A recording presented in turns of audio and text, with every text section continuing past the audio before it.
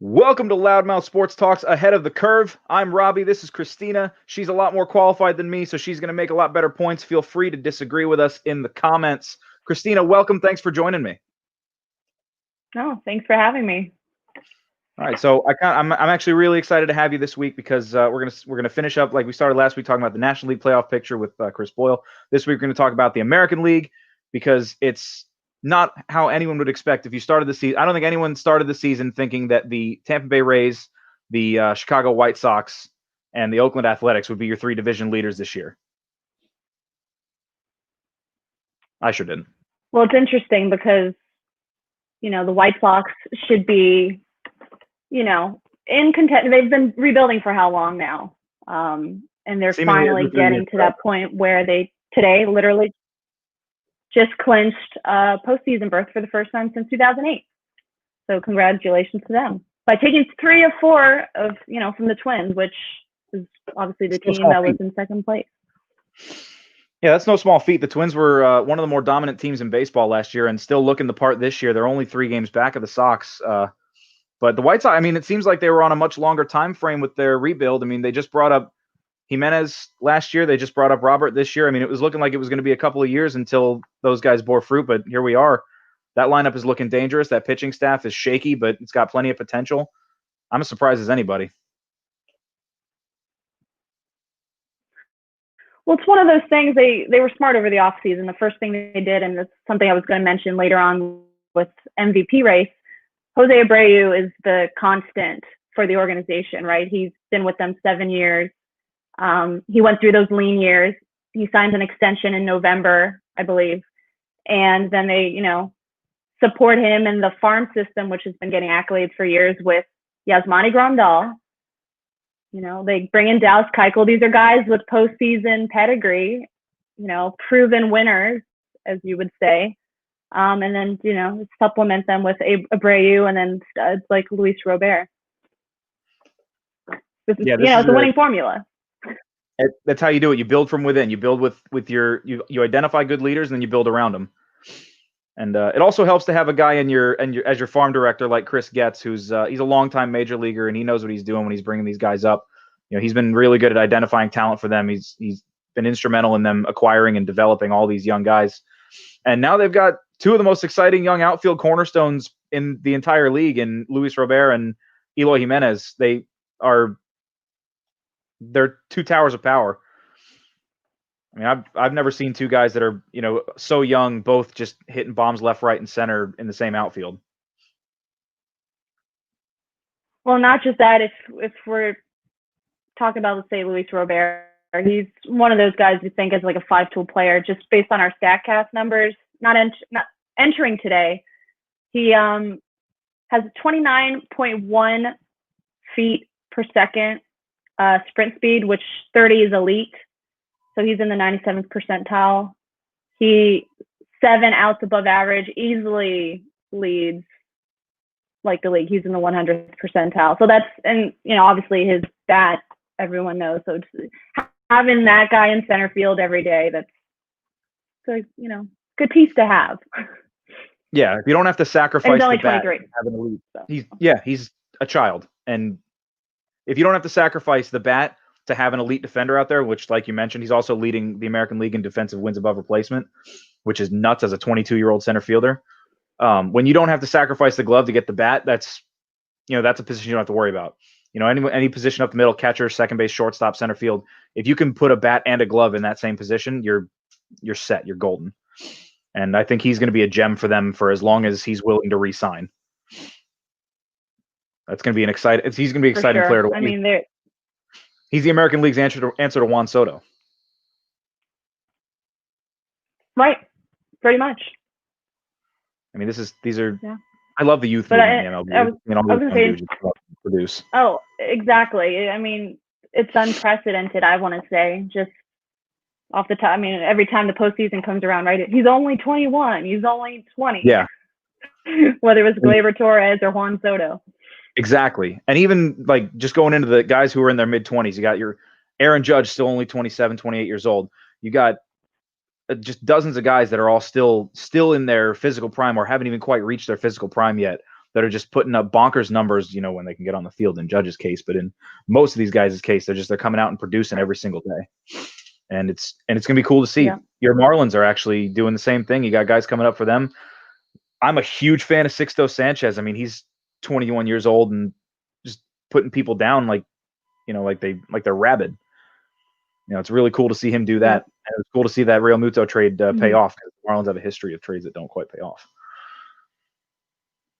I mean, it's only been two of the ones that not too long, defensive thing for the Marlins, but the one that hasn't panned out is Yelich, and it's still, there's time. And one of the players in that deal is regressing this year, as we've all seen. So, to the mean, at least. So, yeah. Well, that's all I understand that, but yeah. I mean, I'm sure we'll talk about them during World Series season when they're playing against the White Sox for the. I'm trying to think if actually he's in one of the. He's not one of those bobbleheads, I don't think. Is he? Actually, he is. I'll have to see. I should have planned it better. If I had known we'd have a segue, I would have been like, hey, there's Yelich. There's Giancarlo is up there, though. So if we talk about the Yankees at some point. I am a Yankees fan, so there is almost a certain. It's certain like death or taxes that we'll talk about the Yankees. Let's actually go to the American League East right now. That's a fun segue. There's 4 teams that have a chance at the postseason. One who hilariously does not, in the Boston Red Sox. The Yankees are on a bit of a surge right now, but let's talk more about the Rays. They have been consistent all year. They've been getting contributions from all up and down their roster, be it their pitching staff or their stable of hitters. I wasn't surprised. I had called earlier prior to the season. I had called prior to the season that the Rays were going to be a dangerous team and not to be slept on. Not to toot my own horn or anything, but I was right. And everyone who's watching, all 2 people that are watching, know that.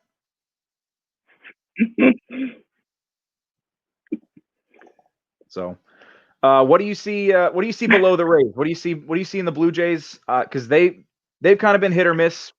They're 5-5 in their last 10, and that seems like a microcosm of their season. Yeah, I've had the luxury of producing games of the Rays and Blue Jays quite often, especially when I've had to produce Marlins games. So I've seen how the head-to-head matchups go. For the Blue Jays, they had a great trade deadline, getting Walker, getting Stripling, Robbie Ray. I mean, to try to help fortify that rotation. But seeing them on it, they've got obviously a great youthful lineup. But if you see them on a daily basis, they are really bad with the fundamentals. And I'm pretty sure that came to bite them in the butt a couple days ago against the Yankees. And that's one of the things that they've been able to get away with quite often this season. So I don't see them as a threat in the postseason, assuming they make it. Of course, watch them.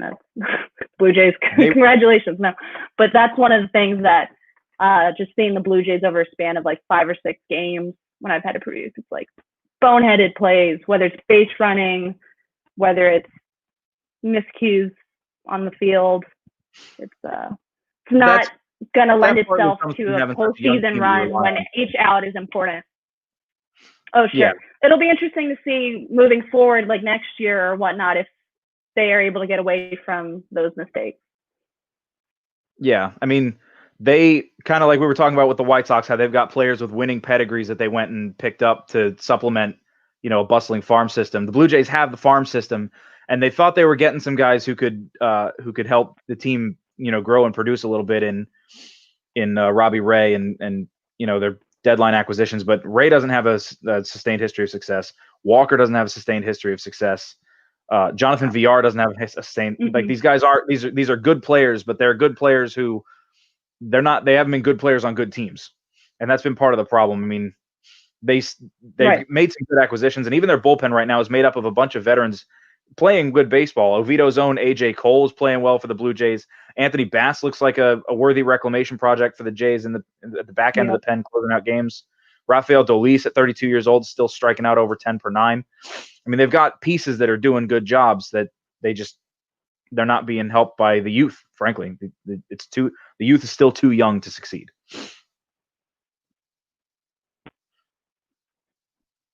It's going to help when Nate definitely. Pearson goes. And they had Nate Pearson, their top pitching prospect, got hurt. Right. He actually got hurt or felt discomfort I want to say it was last month. All the days are blurry in this year. But against the Marlins, he was throwing like an unusual amount of off-speed pitches rather than going to his high velo fastball, and he got lit up and then conveniently went on the injured list very soon after. Yeah, they've lost a few guys to the injured list that would be that are either supposed to be or were very productive for them.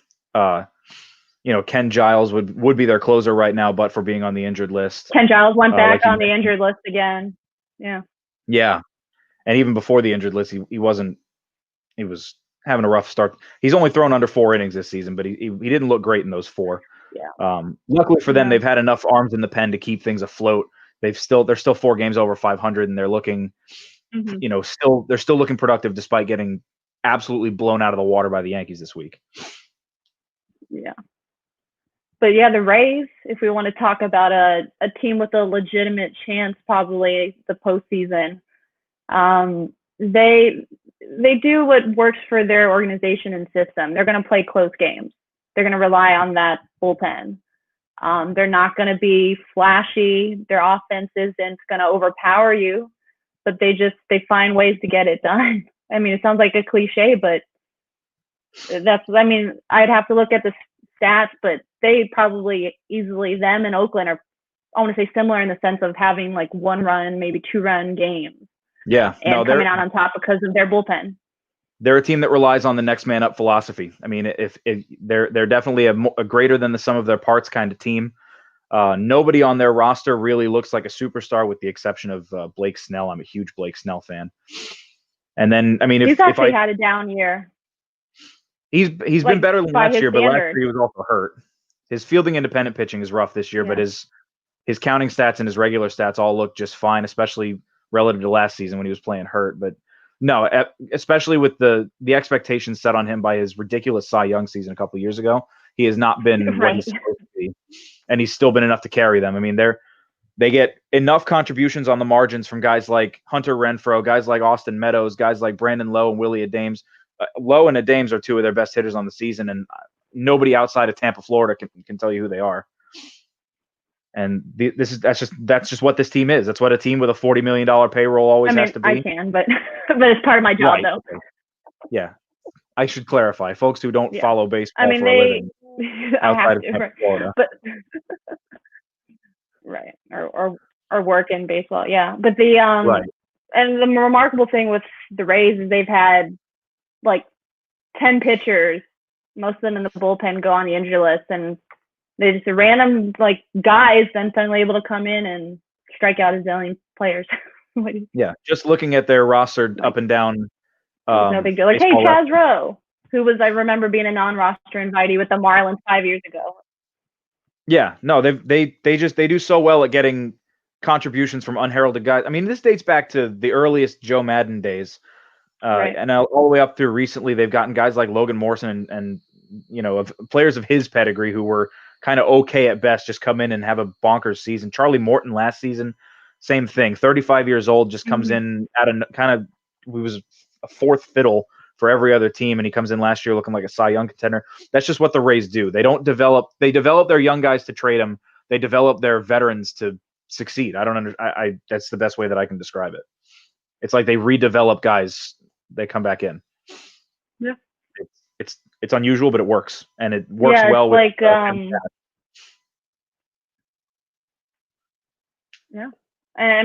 like they make do with what they are given, and they still have a top 3 farm system.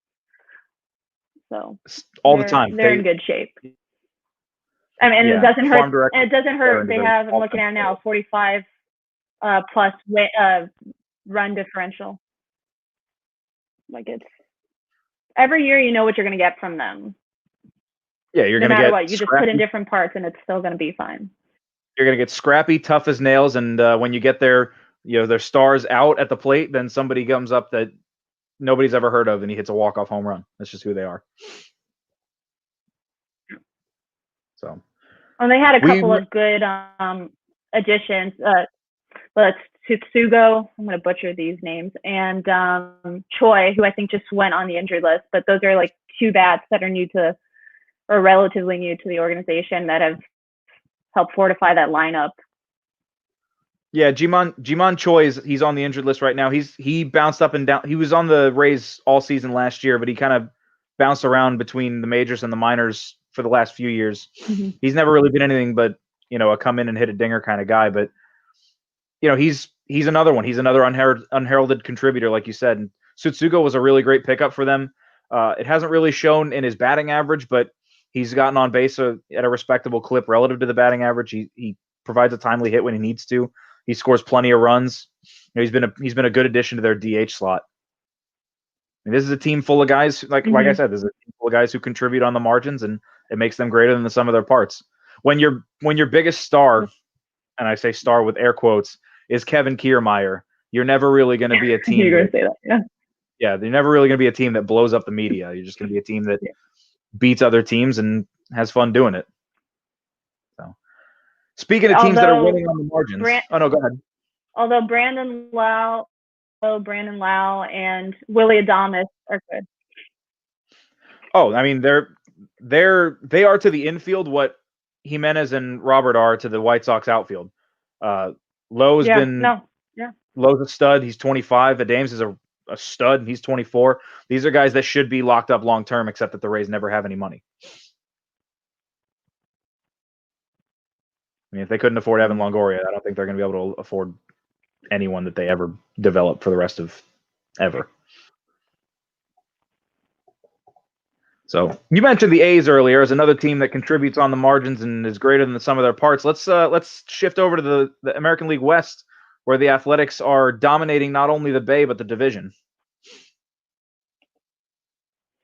Yeah, I can't say I've been able to follow the AL West too much this year, but I mean, just looking at it, they're the only team above 500.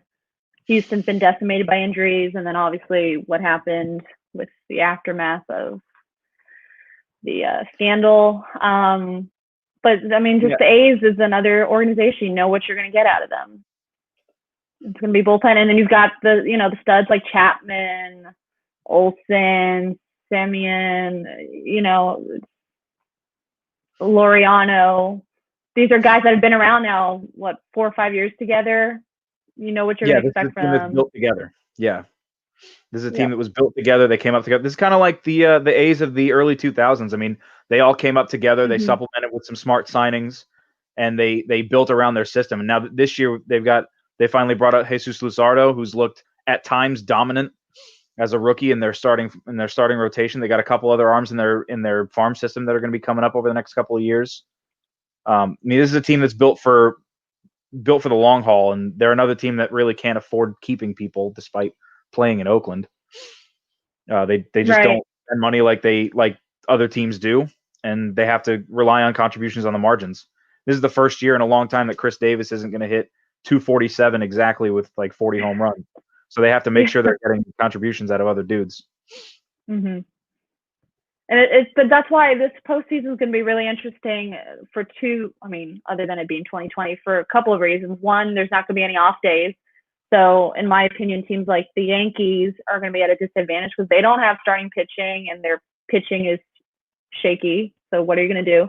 Where it should lend itself to teams like the Rays and A's to maybe finally get over the hump, which they usually don't. The Rays obviously did go to the World Series once and they lost, but the A's are very much like the Twins, where they can't get past that first round, and or for however long.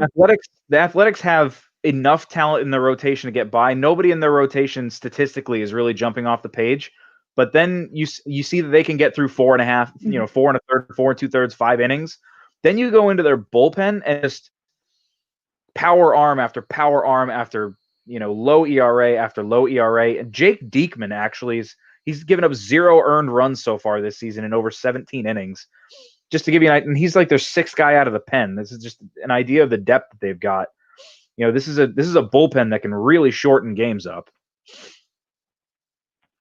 Well, it's interesting bringing up Jake Diekman. I just remember him off the top of my head being just one of those like middle relievers, like a lefty specialist for the Texas Rangers, and he goes to the A's, much like I guess a guy could go to the Rays and suddenly revitalize his career and become this pitcher.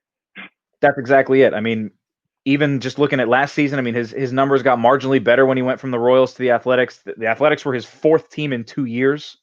Now looks like he's found a home with a 0.000 ERA on the season, 12.5 strikeouts per 9. I mean, this is another guy like you said, guys who contribute on the margins and guys who get boosted by going to the right organization with the right coaching at the end of this, towards the back half of their careers. And not for nothing, but they've got.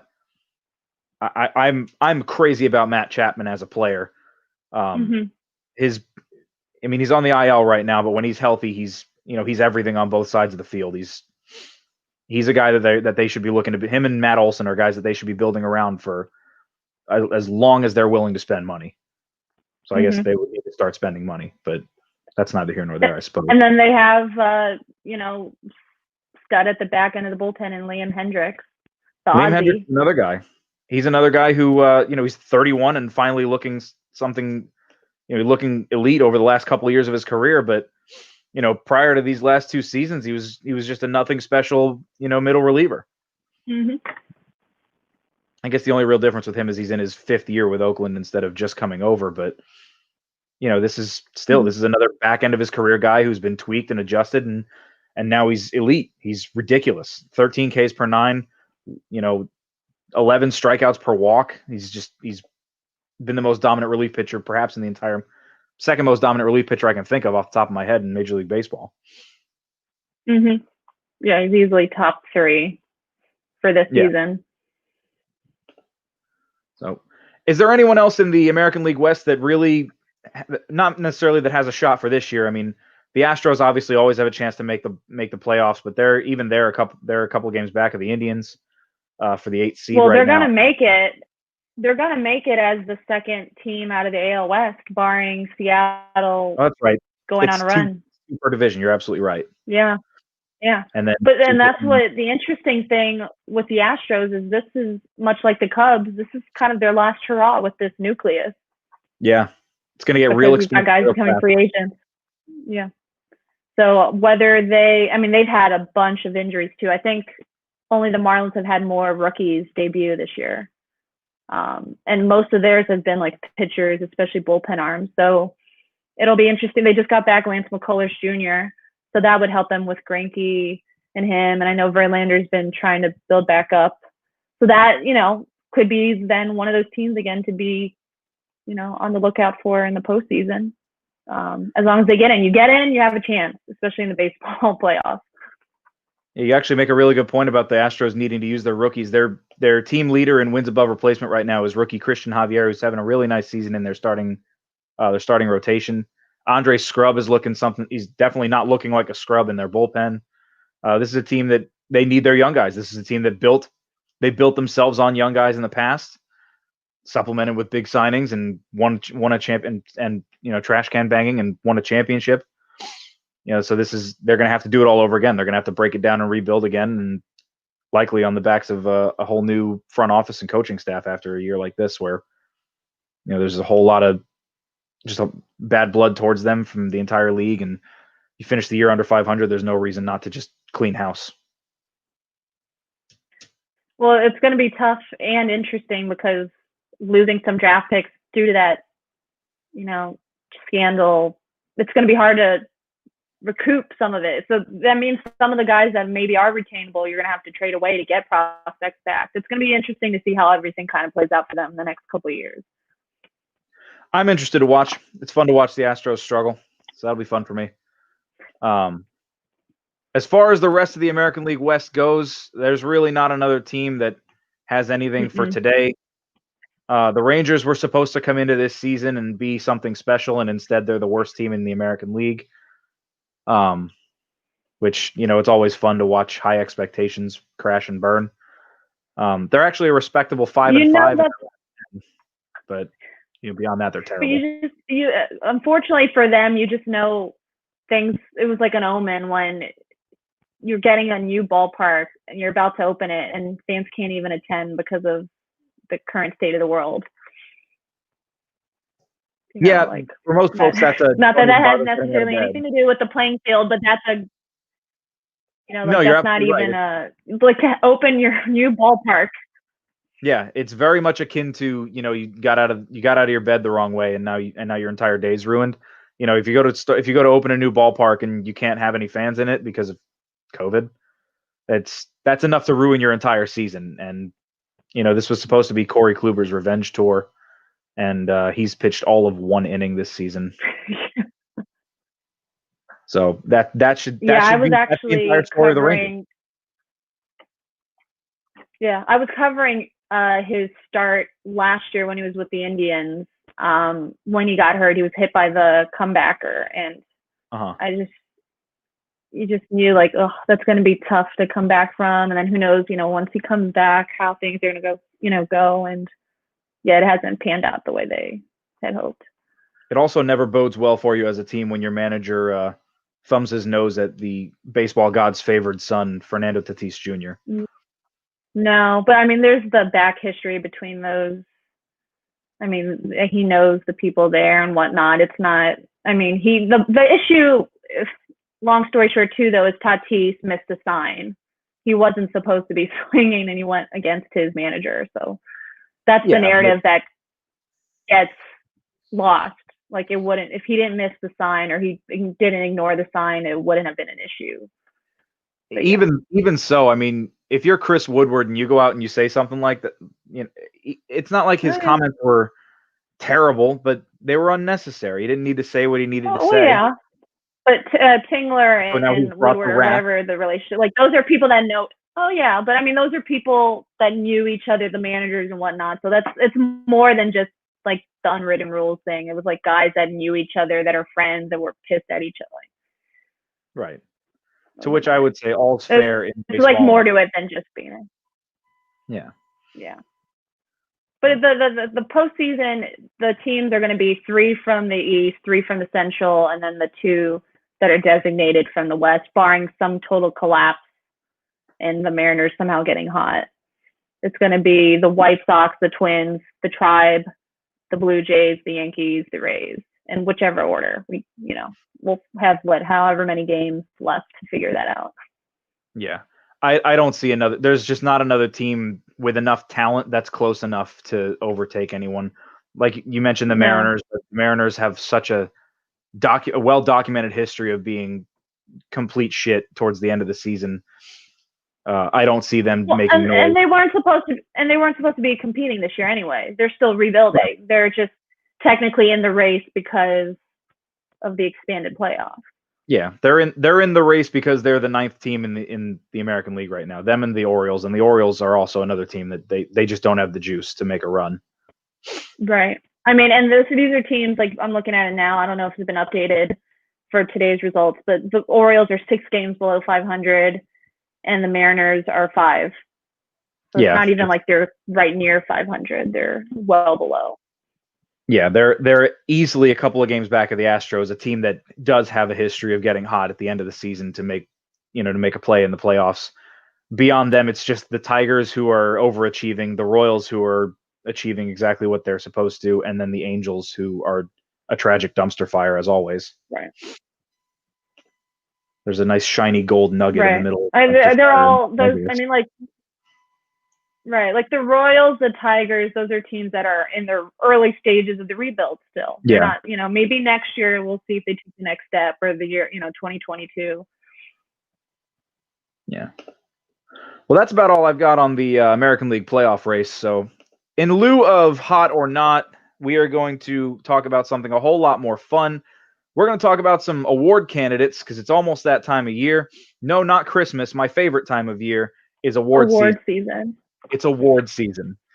So let's start with this here video of a fella who's probably making a strong case for American League Rookie of the Year.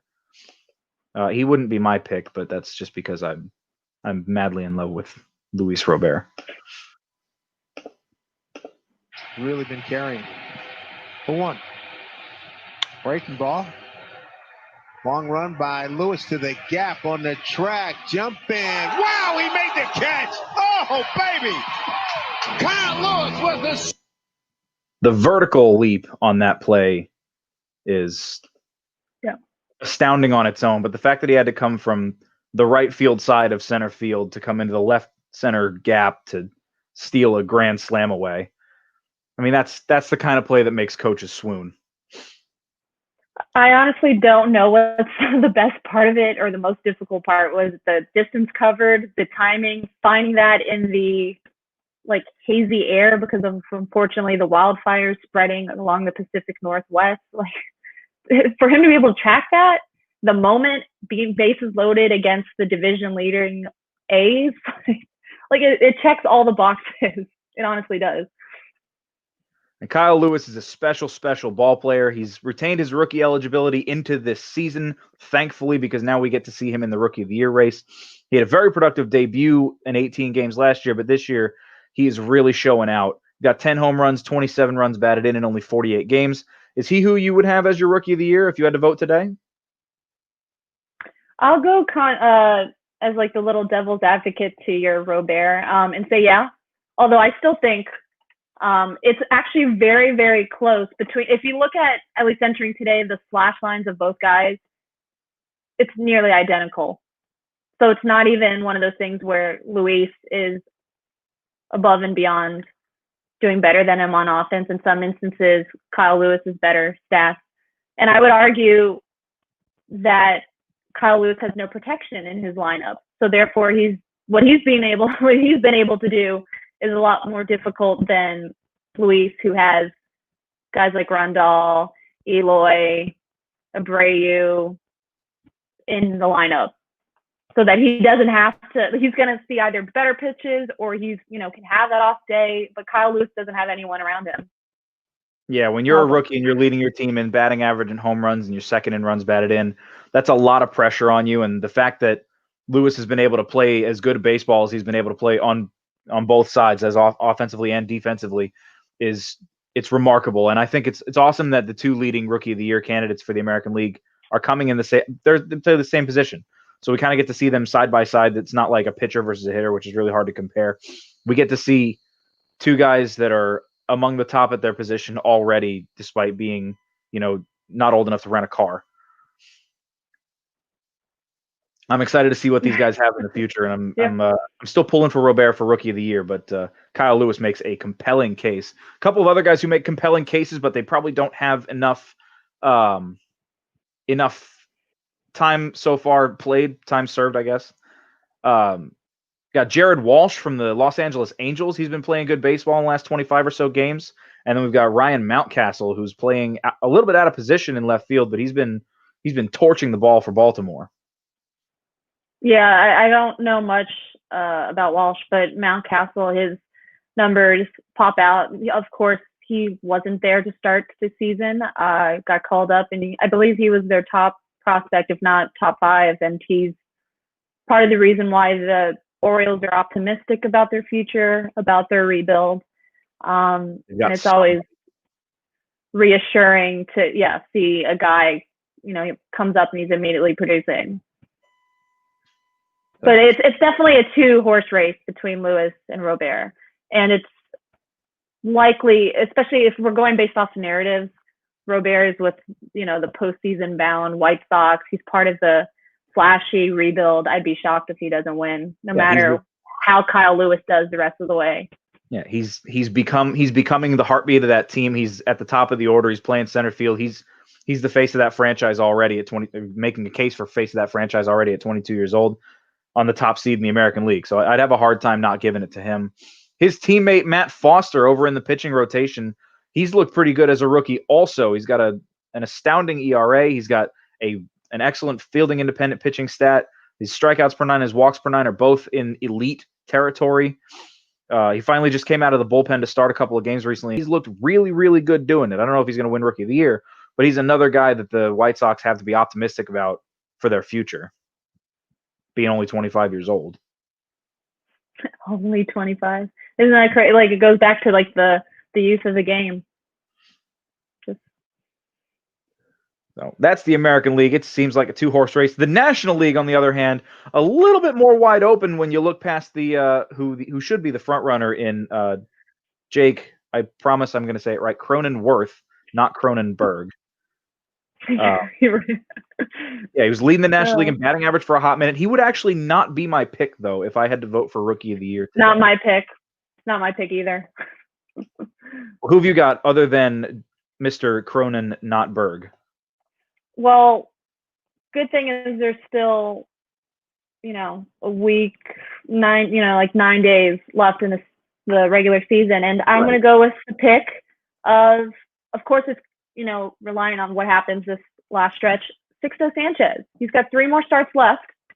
He already has the approval of Hall of Famer Pedro Martinez saying he's a mini-me with better stuff. He already has, obviously, albeit in a doubleheader, but a complete game. He's got, top 100 percentile velocity with his fastball. He has 3 more starts left, including tomorrow on a doubleheader. So if he beats the Nationals, he very well could have another complete game under his belt. And if he propels the Marlins to the postseason for the first time since 2003, he's definitely going to be, I think, the narrative choice. He could easily be for Rookie of the Year, because no offense to Jake Cronenworth, but going back to the Robert argument I made, he's got studs all around him in that lineup. It makes it a lot easier. But the pitcher, Sixto Sanchez, with the kind of stuff he has and how dominant he's been already through 5 starts, even though it's only been 5 starts, he's definitely more of the ace or the flashy guy than a Dustin May or whoever else you want to say that's been okay. Like, obviously better than okay, but they're not future ace, number 1, like top 5 pitcher in baseball material. So that would be, and one of those things, seeing all of his starts so far, he's got that personality that Jose Fernandez had, where he's must-see TV. Jake Cronenworth's not that. Dustin May's not that. Alec Boehm, who's another great candidate for Rookie of the Year, all he does is hit, fielding, He's not must-see TV. Sixto Sanchez, with his name, first of all, he's must-see TV. He could be, if he somehow stays healthy, he could be one of the greats. I'm a big fan of Sixto Sanchez. I thought that was a great pickup for them when they were able to trade away JT, or when they had to trade away JT Realmuto. I think they made a great job getting Sanchez in that deal. Nitpickers would say that his strikeout rate is a little low for being a power pitcher. His walk rate is exceptional, and his hit rate is exceptional, though. And then I'll counter with that. That's why the strikeout rate, one of those things, you can see a number, but if you look, he gets the strikeouts when he needs to. He is very efficient with his pitch count. He has gone, perfect example, at least 6 or 7 innings in all 5 of his starts. Dustin May has only done that. He's already done it in fewer. He's done it fewer times than Sixto Sanchez, even though Sixto Sanchez has pitched half the games. So he does the smart thing where you get the strikeouts when you need to, and then you get the quick 1 pitch out because your stuff is so nasty that guys are like, I better swing now early in the count so I don't strike out and look like a fool. So it's one of those things. Strikeout rates don't necessarily give you the whole picture. And that's, if you watch the Sixto Sanchez start, it's very prevalent. Like, it's very obvious that he's got that mature, like, he's not just a thrower, he's a pitcher. He's like doing stuff that guys at 22 should not know to do at that age. Right. Sixto Sanchez is undeniably brilliant. I can't take anything away from him, nor would I want to, but he would not be my pick for Rookie of the Year if I had to vote today. I'm going to have the unpopular choice of going with a middle relief pitcher as my National League Rookie of the Year. I'm going to say Devin Williams. It is Devin Williams of the Milwaukee Brewers, because, I'm a whore for a good strikeout rate, and he's hitting 8. He's knocking down over 18 guys per 9 innings. His fielding independent pitching is 1.00. His walks plus hits per innings pitch, he's only allowing 6 runners per 9 innings. He's striking dudes out, and his ERA is under half a run. I mean, he's just been ridiculous, and his changeup has been statistically the most dominant pitch in baseball this season. Yeah, I'd make the argument you didn't, and I'd say you made the argument against him by calling him a middle reliever. A middle reliever isn't in a high leverage unless he, obviously he's not, because you've got Hader in that bullpen, but that goes against him. And obviously the strikeout rate. He's worked his way closer to the back end of the bullpen throughout the season, but he's not a closer and he's not a starter. So he's been shuttling kind of in between those lower leverage innings for sure. Which doesn't take away from how incredible he's been, but a middle reliever seems very unlikely to win Rookie of the Year. Well, I'm on record as saying that's ridiculous and that relief pitchers need more love no matter where they come in the bullpen. But I mean, his statistical dominance this season has just been. That's what the Tampa Bay Rays and Oakland A's would agree with you. I know they make relief pitchers look like. I mean, they worship relief pitchers over there. They give them a start every 5 days too. But no, this is a kid who's been Exactly. unheralded brilliance. I mean, if the video of the changeup is enough to, make you faint. I've never seen most curveballs don't drop that much, and his changeup has just obscene. I think it's got an average of 8 or 9 inches of movement, which for a changeup is just absurd. And he uses it well. I don't. Obviously, he's not going to have a sub-1 ERA and a 1 fielding independent pitching every year for his career, but he's got the kind of sustainable repertoire that's going to be back end material for a long time. And damn it, if we give relief pitchers a little bit more love, I think he deserves. Rookie of the Year. Yeah, I mean, and also there's going to be so many factors, especially with the season still play out, about how the NL one can be one of those narrative votes. You go with Cronenworth because he plays every day and he's with a postseason, favorite in the Padres, or Sixto's the flashy one who leads possibly the Marlins to the postseason and his, naming himself as an ace. If you want to talk about a narrative pick for Rookie of the Year, look no further than Atlanta. Ian Anderson stepped into a giant vacuous hole in their rotation, and he's put up He's got no chance. ERA. I mean, just because he hasn't pitched that much, he's got no chance. He's got one game. And he didn't look good in it. And there you go, the head-to-head matchup, like Sixto dominated, and Ian Anderson got chased and doesn't throw strikes enough. So it's one of those things. He would have, though, the benefit because a little.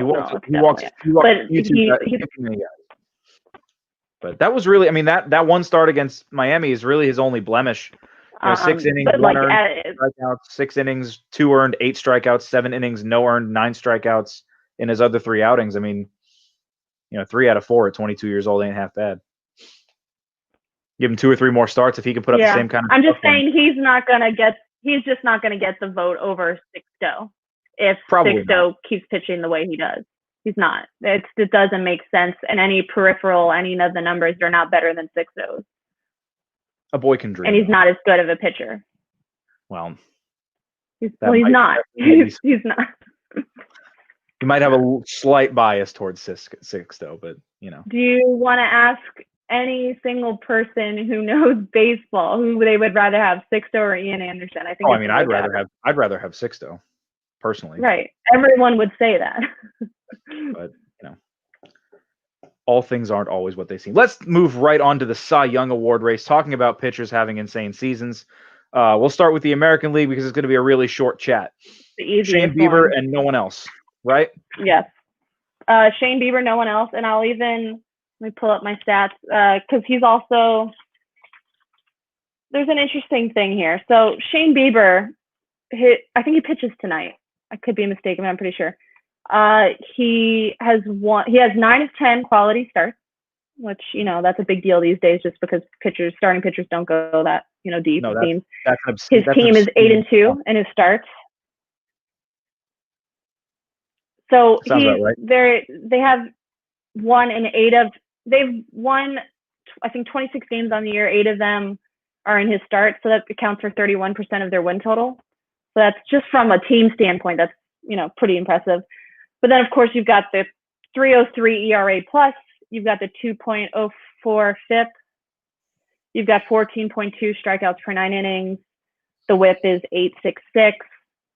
If you compare that with Justin Verlander's 2011, the last time that an AL pitcher won the MVP, his numbers are above and beyond way better than Verlander's. Yeah. Obviously, it's a shorter season, but you can make a case easily that not just, obviously he's the clear front runner for Cy Young, but even for MVP, especially if no one stands out the MVP race. sometimes if you're a pitcher, a 10-game stretch is all you need to win the award. You need a dominant 10-game stretch to cap off a good Jake season. Arrieta. That's exactly what Jake Arrieta did. He came in after the All-Star break and he was lights out. But this is that kind of next level dominance that wins awards. I mean, if the season ended today, his strikeouts per nine would be an all-time record. His ERA would be among the lowest ever.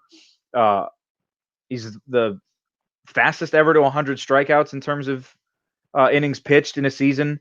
Most strikeouts through 3 starts in a season. I mean, these are all things that a lot of these aren't necessarily, short season numbers. These are all he's a ridiculous pitcher numbers. And honestly, I think if we played a full season, he'd still end up winning the Triple Crown and perhaps even setting a record for strikeouts strikeouts per nine across the whole season. He's striking out 41.3% of the batters he's facing as a starter. See, that's obscene. That's obscene. And his .193 expected batting average. His strikeouts per walk ratio is actually a little bit lower than it was last year, despite striking out so many more hitters. And his walk rate's not even bad.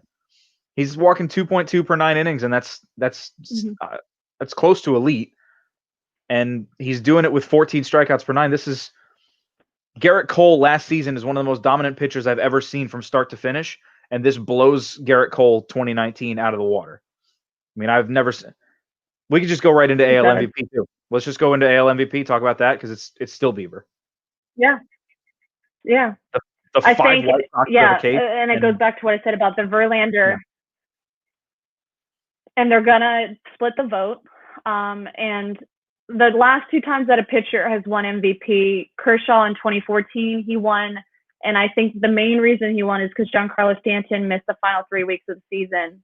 He was leading in every offensive category, obviously not average, but he got hit in the face by the pitch. And then it was like, okay, the only person left is Kershaw, and Stanton finishes the runner-up. But the Verlander one was, one of those all-time dominant pitching years, and he wins the MVP. And case here for Bieber. If he continues on that pace tonight, he faces Detroit, so you would assume he has a dominant start. But it's 2020, weirder things happen. I mean, I would have probably considered Kershaw for MVP in 2014, regardless of Stanton going down. He was comfortably ahead in wins and ERA. His fielding independent was only 181 for the entire season. Led the National League in strikeouts per 9, in walks plus hits per innings pitched, 6 complete games, and he did that while missing a few starts. So I probably would have cast my vote towards Kershaw anyway. Stanton, I think, had 37 home runs before he got hit in the face with 3 weeks left. And at the time, the Marlins were kind of floating, peripheral of the postseason race. But he was finally reaching his potential. Obviously, he does a couple years later and wins the MVP with the 59 homers. But that was the big, it just gave Kershaw it easily. But, pitchers don't win MVP hardly ever. So it's the fact that he won. It takes a historically dominant part season. Part of the reason. Yeah, it takes a historically dominant season for a pitcher to win MVP. For Bieber, thing they put down, he's beaten the Twins twice. His last time out, he only gave up, I think, 3 runs. He had a quality start. I think he gave up 3 runs. So it was like a tough luck loss, you could say. He's beaten the White Sox. His club beat the White Sox when he faced them. Right. So it's like when he's faced the other teams that are going to make the postseason, within the division, he's gotten the job done. And it's just an extension of his last season where he had 3 complete games, 2 shutouts, which led the league over 200 innings, and extremely low walk rate. So he just built off of that, and it's one of those things where the Tribe, we get rid of Clevenger, we get rid of Bauer. Hey, guess what? It doesn't matter. We have other guys that'll step in and get the job done. Traded away Kluber this offseason. Right. Although, I mean, he wasn't much last year. Kluber hasn't been this, and he hasn't been the same. Prior to last season, he was still Corey Kluber. He was still, ringing dudes up and suppressing bats like nobody's business. And now they've got that new ace in Bieber. So, well, that's AL Cy Young and probably AL MVP because we are seeing a historically dominant pitching Triple Crown type season. Yeah. So let's dive into the National League Cy Young Award. Actually, I'm going to talk about Bieber's former teammate, Trevor Bauer, would probably be my pick if I had to pick today. Big fan of Bauer, on and off the field. Yeah, he wouldn't be mine. I would go with Yu Darvish. Although once again, this is going to come down to the wire based on how they do on their last couple of starts. I find it obviously Bauer's got the unbelievable strikeout rate going. I wrote down 100 percentile for fastball spin. His estimated ERA expected. Sorry, he's obviously going to be a free agent, so we know how his stance is on that. So no surprise that he's performing. I do find it interesting, which helps pad his stats, is he's got 2 complete games, so they were both in double headers. So that's somewhat misleading. I wish there was a way to, specify on Baseball Reference or whatnot. Not that takes away anything, but even like I said before, Sixto Sanchez has a complete game, but it's in a 7-inning doubleheader. Right. I think a big deal too will be if the Reds are able to get into the postseason. They've won 5 in a row. 4 of them though are against the Pirates. They're facing the White Sox this weekend. Bauer that could help them, on the narrative side to the side. Looking head to head between Darvish and Bauer, I'm actually going to concede that Darvish probably is more deserving of the award should the season end today. Sure. Every number except for ERA is better. It is, and he has had a quality start in every outing except opening day. And as we know, with the rush season, starters weren't going. Opening day starters more were than not 5 innings that first time out because you didn't have the adequate prep. Yeah, I do not envy anyone who's done is what I think the Cubs wanted. Well, this is what they needed from him. Yu Darvish, signed a 6-year, 100. Well, yeah, I mean, he signed a 6-year deal for him, and they're finally seeing what they expected. You sign that kind of big fat contract, you're expected to produce. You're not expected to go 6-8 with a 3.98 ERA and lead the league in home runs allowed. That's not what you get signed to a big fat contract for. You get signed to a big fat contract to build on your already major league record 11.1 career strikeouts per 9 innings. That's what they signed him for. They didn't sign him to be batting practice. And to his credit, he's allowing a career low in home runs per 9, 0.6 home runs per 9 inning. He's having a career year. It's a shame that it's his happening. Whip too. Yeah, his whip, his fielding independent, and his whip as well as career best. Yeah, everything. What I do find interesting, so I like looking at different things. Is only 2 of the starts have been on the road, so you always wonder. Really? You would assume sometimes guys pitch. Yeah, so some guys pitch better at home. Right. No, exactly. But it's interesting how the schedule has turned out because feeding off of that a bit, I think until his start last night, a lot of people thought DeGrom would win maybe 3 in a row. But if you look more at, the peripherals, DeGrom's numbers are absurd again too. Right. But then if you dig a little deeper, 4 straight starts against the Marlins. Not that DeGrom isn't still dominant and what he's doing is arguably the best of his career, but you're facing a subpar offense 4 times in a row. That helps your numbers extremely. Right. You're not facing the Braves. You're not facing the Phillies. DeGrom hitting the injured list this week also isn't helping his case. He's going to miss a start, perhaps 2. That might be all it takes in a neck and neck race. Right. That, and then that's the second time I believe he's left to start early for some sort of ailment, we'll say. He had one earlier in the season. I forgot what his issue was. He's the second, what I would call Cy Young contenders out of the National League to, possibly see their candidacy derailed by injury. I think Atlanta's Max Fried was making as compelling a case as anybody until he went down. He was easily, I think, my front runner until he got hurt. Just having seen how he was pitching. I probably would have forgiven the other numbers not being quite as impressive as Darvish or Bauer because of the 0 home runs he's allowed in 50 innings. But the injury obviously takes things. And he's a lefty. Honestly, I joke, especially with lefty relievers, if you find a guy who throws strikes and he's consistent as a lefty, that's automatic. He's a guy that the Braves are going to be thankful for a long time once he can get back healthy.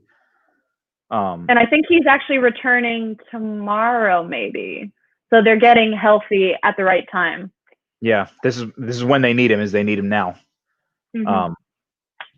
Another young guy, kind of a dark horse, but somebody who if I felt like being a hipster and picking just the trendy player, I would pick Corbin Burns for my National League Cy Young. Yeah, He's been ridiculously dominant. He has, and I think they've kind of been hoping / expecting that out of him for an otherwise mediocre pitching staff, at least from the rotation. Like they've gotten what they've needed it. They've needed it badly for him. They pulled him out of they pulled him out of the bullpen to do this. He started the year in the bullpen. He finished a couple of games in non-save situations, but since going to the starting rotation, for the season, his ERA is 1.98. He's leading the Major League Baseball in fielding independent pitching and in hits per 9. He's been the most unhittable pitcher in baseball, and the 13.3 strikeouts per 9 doesn't hurt either. 74 of 199 batters he's faced, he's struck out. He's dominant. He's real. He's special. Yeah, he'll be, I would assume, in the top 5, especially if he's, his last 2 starts, if he stays this way.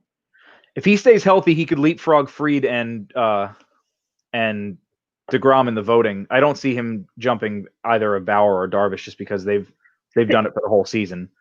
But right, I see the voting though is tricky though, because remember that one of the factors you have to take into consideration is the markets.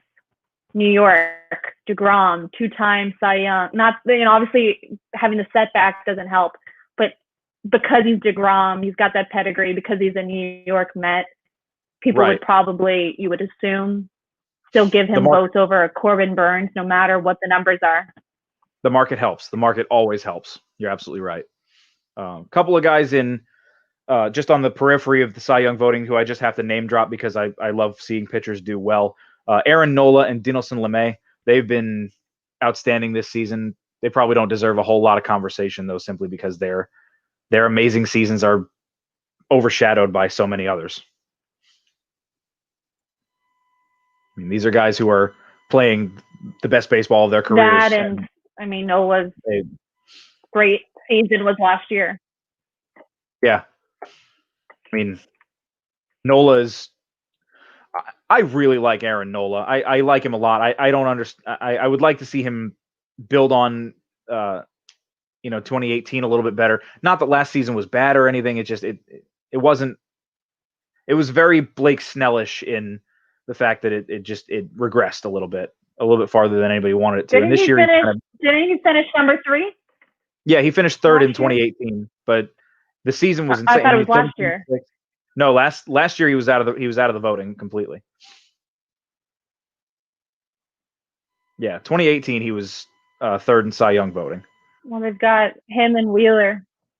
Yeah, Wheeler. As long as Wheeler can keep from hurting himself putting pants on, I mean that's a strong 1-2 punch for the next few years. It's a shame they don't still have Sixto Sanchez. The bullpen can blow it. So.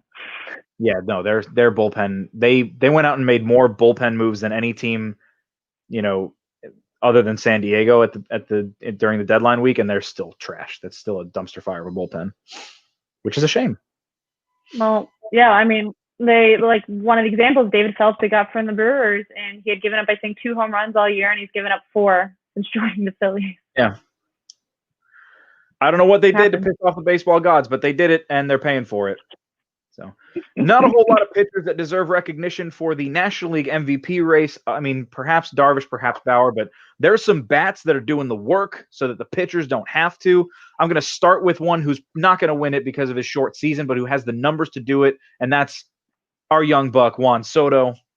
He's an outstanding ball player. I just wish he would have. I just wish he had more innings under his belt this season. And to play off of that, his teammate Trey Turner as well. Turner's been great.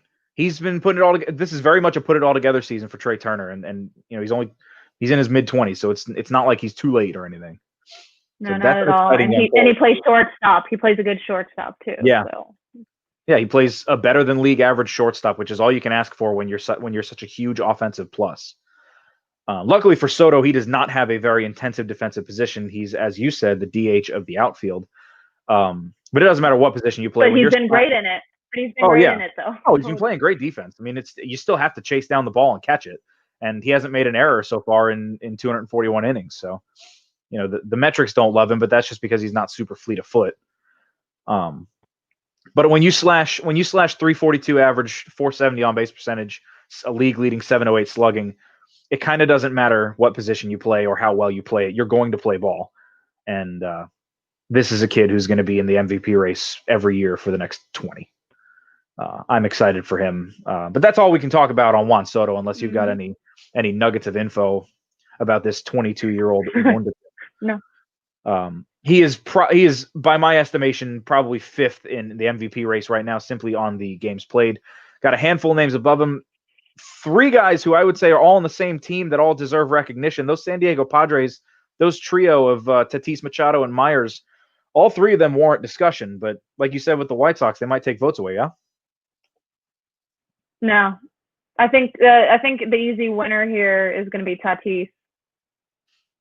Unless I think he's cooled off very, not much, but he's got all the check marks. He's got the surprise, well, not even surprise Padres, because I think this was the year they finally had to start competing, but just to the extent that they have is what's been surprising. But let's see his numbers here. 100 percentile for exit velo. For fielding, he has 9 outs above average. He has the X factor. He's a 5-tool player. He's got the face of MLB pretty much at the moment, if they so chose to do so. He has a 29.3% sprint speed, which is nearly elite. 30 is elite. So he literally does it all. He's going to lead the Padres to the postseason, and he has the amazing hair. Yeah, the locks. Love the locks. He's got the numbers and the narrative. I think it's going to be, and he's only 21. So then it also plays into, like, in the postseason, we're going to hear a zillion times, he's only 21. Yeah. Like, what can you do next? Like, I don't think there's any chance that Manny Machado or even Will Myers will be able to split votes to hurt his chances. I mean, simply on that face of the MLB factor, I mean, I'm well documented as saying I've got a mad crush on him. He's ridiculously good. Like you mentioned, he's a 5-tool player. And I do think that he's got face of the MLB potential. He's got MVPs in his future. He might have cooled off a little bit too much this year to win this one.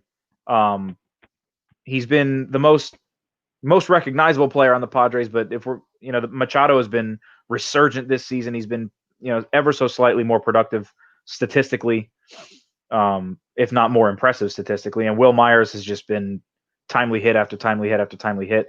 But you're right. I don't know that they take votes away from him the way that other teammates could. But I would have Tatis as my number 3 MVP candidate right now, behind Mookie Betts and Freddie Freeman. Yeah, I think that's interesting.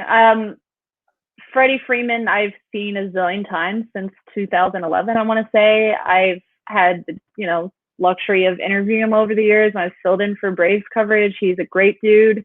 He is arguably the most undervalued, maybe underappreciated superstar or player in the game. And I think he would be an interesting choice for it. But once again, I don't think, like, MVP a lot of the time, it's part of the narrative. And that's why I think Tatis would win it over him. And also Tatis has shortstop as his defensive side. So if we're talking about the big picture, and you were talking about how he's cooled down a bit, but Bellinger cooled down quite a bit last year, and he still won the MVP.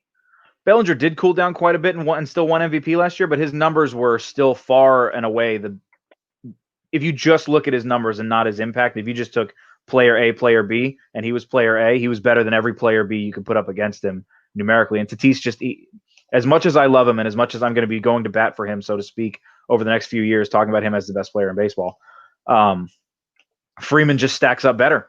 If you put their numbers side by side, Freeman's leading the National League in batting average, leading Major League Baseball in on-base percentage, in doubles, leading the National League in runs batted in.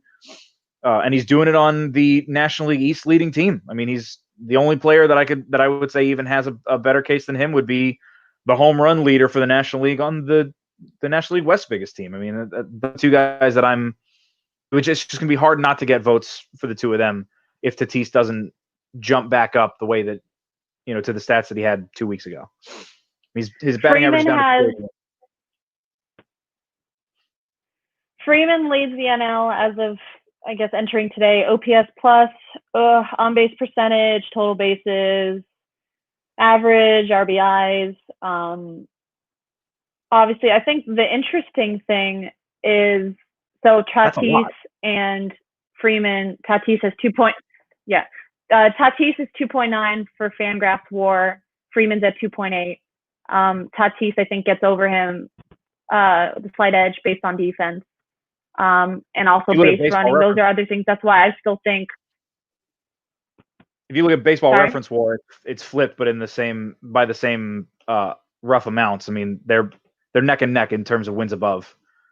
But they do it in different ways. Like you said, they Tatis has that 5-tool impact. And then I think what's remarkable,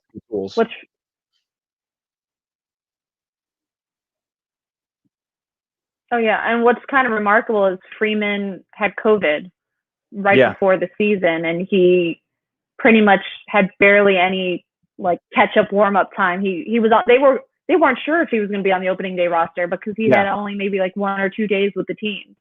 He just had to show up. He's a veteran guy who's been around. He's 31. You know what you're going to get from him. He's a doubles machine. He's a hit machine.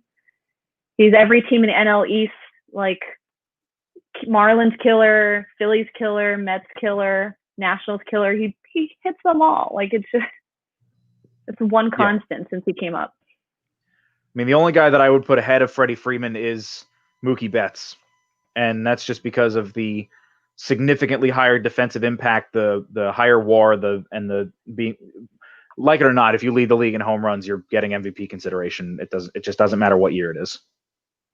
Yeah, I honestly don't think that Betts is going. I think Betts is going to finish third.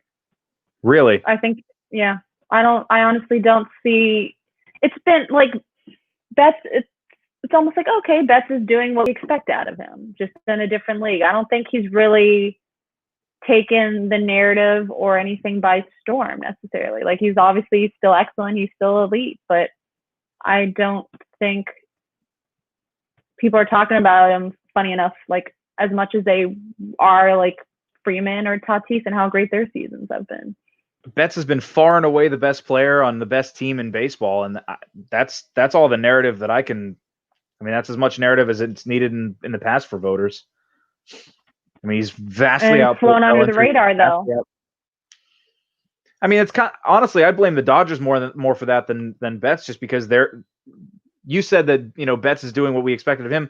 The Dodgers are kind of just doing what we expected of them. That we didn't expect them not to be the top team at least in the National League West. Right. So I don't know that he finishes third. Well, they're one of those. You make a compelling point. So you think Tatis is going to finish third? I think Tatis finishes third. If he doesn't heat back up, I think Tatis finishes third. I would break my heart. It would. I like how we say if he doesn't heat back up, say his slash line for everyone as if it's mediocre. It's not mediocre by any means. Oh, Lord, it's not remotely is it mediocre. It's outstanding, and especially for being a guy who's 21 years old with less than one full season of games under his belt for his career. His slash line is still 281, 369, 582 for a 951 OPS. Nothing about that is bad. And he's still tied for the National League lead in home runs. He's leading in the runs scored. He's the face of an upstart team. He's going to be the face of the league in less than a calendar year. I'd love Tatis, and I would love to see him win. I can't comfortably give the award to a guy who's not the best player in his own division for the season. I will say what is impressive, just when you think in past years or whatnot, that Betts has been able to easily transition to a different league and not miss a step. Through COVID. Switch teams, pandemic, can't train, MVP candidate. Yeah. I still think he finishes third, though. And you would know better than I would on where voting ends up, because our degrees of separation from MVP voters are yours are a lot smaller than mine. Well, it's also interesting though, because then if we're basing off the complete player, then it would be Tatis, Betts head to head, and Freeman as third.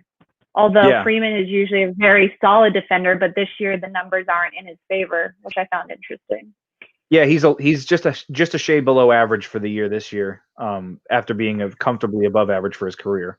Yeah, and what I wonder, like, does it help Betts' case that he also plays second base again? It could. I mean, I think it helps Betts' case that he's the best defensive right fielder in the game. I still can't believe that. Like, you look at the lineup, like, why is Betts playing second base? Why not? Why not? I haven't. For how rare it happens, he still looks pretty damn smooth doing it. So.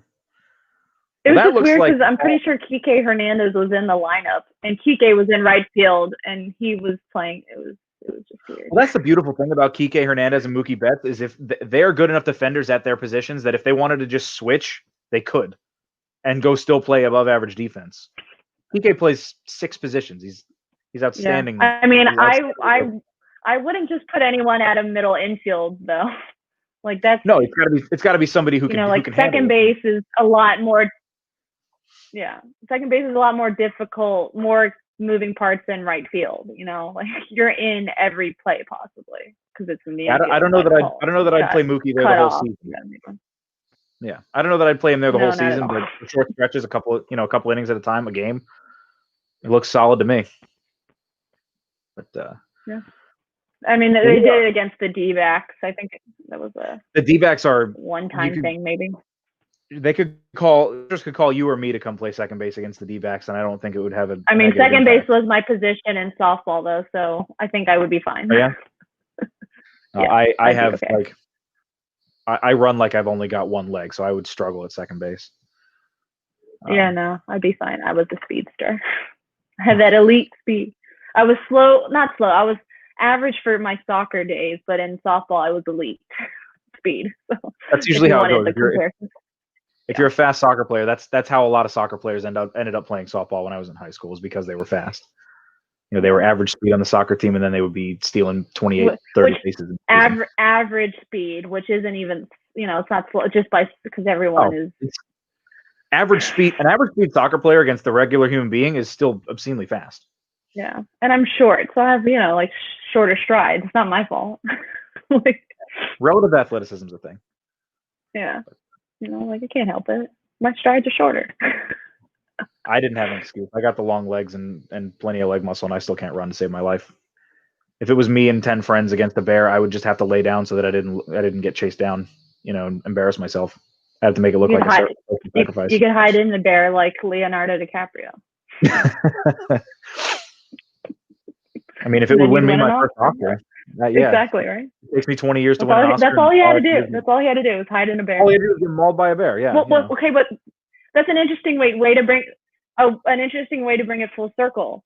Is I don't know if to the extent like it is with baseball, but for Oscars, a lot of the time it's the marketing, the campaigning of a player, for an actor or an actress, and like the narrative. Oh, it was that person's time. That's why Leo won that year. It was his time. Just like Laura Dern this year, it was her time. It was probably Leo's 3rd or 4th best performance of his career. But yeah, it was his time, mm-hmm. And eventually it'll be Tatis's time. I just don't think it's this year. As much as I love him, yeah, just like the in baseball, also the competition that year. Yeah, the competition is pretty stiff. In the competition, like. Let's give it to Mike Trout this year again. There's a lot of times in the past. There's a lot of seasons in the past where Mike Trout has come 2nd or 3rd, and he should have won the award. Both of the times he won behind Miguel Cabrera, he should have won the award based on the numbers. Mm-hmm. And those are just 2 out of I think 4 or 5 times he's been top 3 without winning the award. So eventually, this is the first year that Mike Trout hasn't. Genuinely has not warranted the MVP award. Right. I mean, but he's not even in WAR. His teammate Anthony Rendon. Yeah, it's because of even better than that. Surprising defensive deficiency. Defense.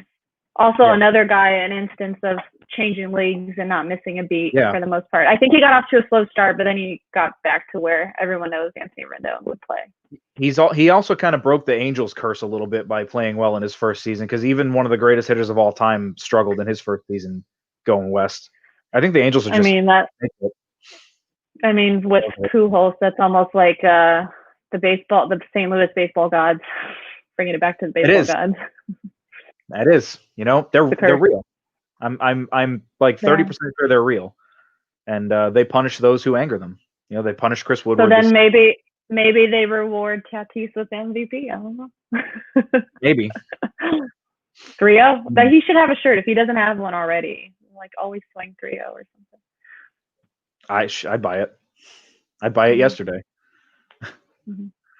Well, it looks like that's all the time we've got for tonight. Christina, thank you so much for coming on. You've been a delight. You haven't put me to shame too badly with all of my poor takes. I'd love to have you on again if you're up for it. Do you have any parting words for myself or the one person watching, which might just be you with your phone open next to you? No, my phone's not open. Maybe it's Allie. Let's see. My parting thought is this. Let's keep the DH in the National League because I do not miss pitchers hitting. I'm about it.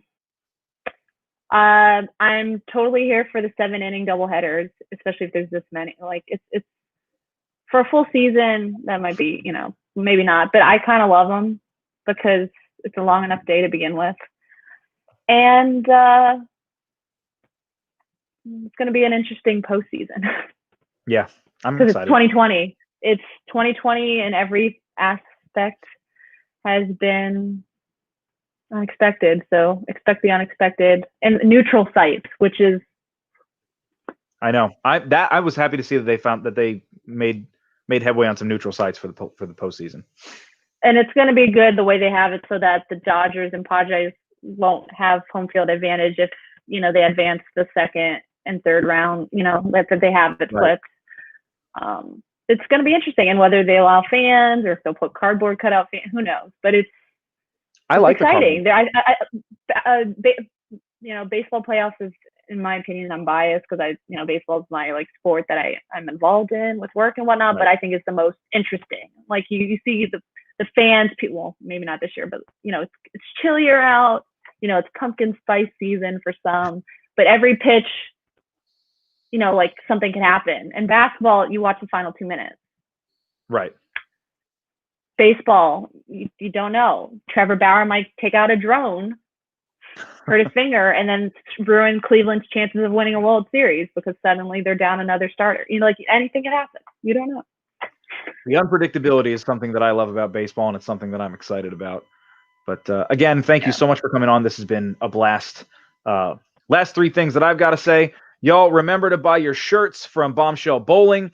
They've got loudmouth apparel and they've got bowling apparel. So if you find yourself outgrowing your bowling shirt after gaining your COVID-20, go ahead and buy yourself a new one. She's got some great designs on there. Also, if you're in the Orlando area and you need a trainer, this guy's name is Jake. He gave me these guns. His are actually bigger and stronger than mine. So definitely go see him. And if you want to hit golf balls farther, he does that too. Buy these shirts, hire this trainer, arrest these men. Everybody have a lovely night. See you next time.